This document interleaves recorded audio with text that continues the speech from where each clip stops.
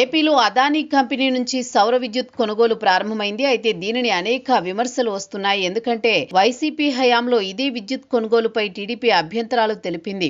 ఏకంగా న్యాయస్థానాలను ఆశ్రయించింది. బహిరంగ మార్కెట్లో సౌర విద్యుత్ తక్కువ ధరకు లభిస్తుంటే ఎక్కువ ధరకు ఎందుకు కొనుగోలు చేశారని ప్రశ్నిస్తూ ప్రస్తుత ఆర్థిక శాఖ మంత్రి పయ్యావుల న్యాయస్థానాన్ని కూడా ఆశ్రయించారు. కానీ అప్పట్లో అభ్యంతరం తెలిపిన సౌర విద్యుత్ను ఇప్పుడు ఏపీ ప్రభుత్వం కొనుగోలు చేయడం ప్రారంభించింది. అందుకు సంబంధించి ఉత్తర్వులు జారీ చేసింది. దీనిపై సర్వత్రా విమర్శలు వ్యక్తమవుతున్నాయి. అనవసరంగా లేనిపోని విమర్శలు కొని తెచ్చుకుందని కామెంట్స్ వినిపిస్తున్నాయి. ఏపీ ప్రభుత్వంపై అధికారంలోకి వచ్చి 2 ఏళ్లు నిర్ణయం తీసుకోలేదు. కానీ ఇప్పుడు కొనుగోలుకు నిర్ణయం, ఉత్తర్వులు జారీ చేయడం ఏమిటనే ప్రశ్న వినిపిస్తోంది. అదానీ కంపెనీకి సోలార్ ఉత్పత్తి చేసే సామర్థ్యం ఉంది. ప్రపంచంలో చాలా దేశాలు అదానీ కంపెనీ నుంచి నేరుగా సోలార్ విద్యుత్ను కొనుగోలు చేస్తున్నాయి. అయితే సోలార్ విద్యుత్ కొనుగోలులో కేంద్ర ప్రభుత్వం ఒక విధానాన్ని ప్రవేశపెట్టింది. వివిధ కంపెనీల ద్వారా కొనుగోలు చేసిన సోలార్ విద్యుత్ను సెకీ అనే ఒక సంస్థను ఏర్పాటు చేసి కేంద్ర ప్రభుత్వం ద్వారా కొనుగోలు చేయాలని నిర్ణయించింది.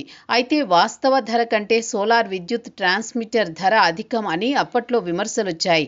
రాజస్థాన్ నుంచి విద్యుత్ కొనుగోలు చేయాల్సి ఉండడంతో వాస్తవ ధర కంటే కూడా దాని రవాణా, తరలింపునకే ఎక్కువ ఖర్చవుతోంది.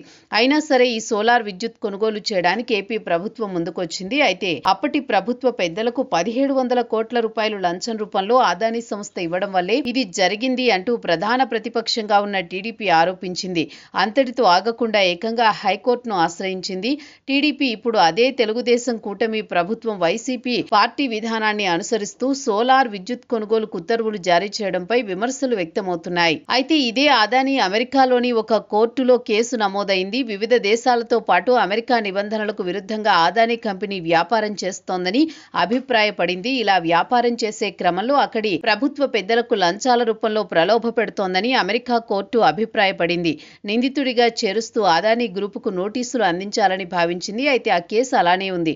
ఇంతలో కూటమి ప్రభుత్వం అధికారంలోకి రావడం, అమెరికా కోర్టులో కేసు పెండింగ్లో ఉండగా కూటమి ప్రభుత్వం సెకీకి పలుమార్లు లేఖలు రాసింది. సోలార్ విద్యుత్ ధరకే తరలించేందుకు ఎక్కువ ఖర్చు అవుతుందని, వాస్తవ ధర అందించాలని కోరింది. గత 2 సంవత్సరాలుగా ఇదే కాలయాపన జరుగుతూ వచ్చింది. అయితే ఇప్పుడు ఉన్న ఫలంగా మార్చి 1 నుంచి సెకీ నుంచి సోలార్ విద్యుత్ను కూటమి ప్రభుత్వం కొనుగోలు చేయడం ప్రారంభించింది.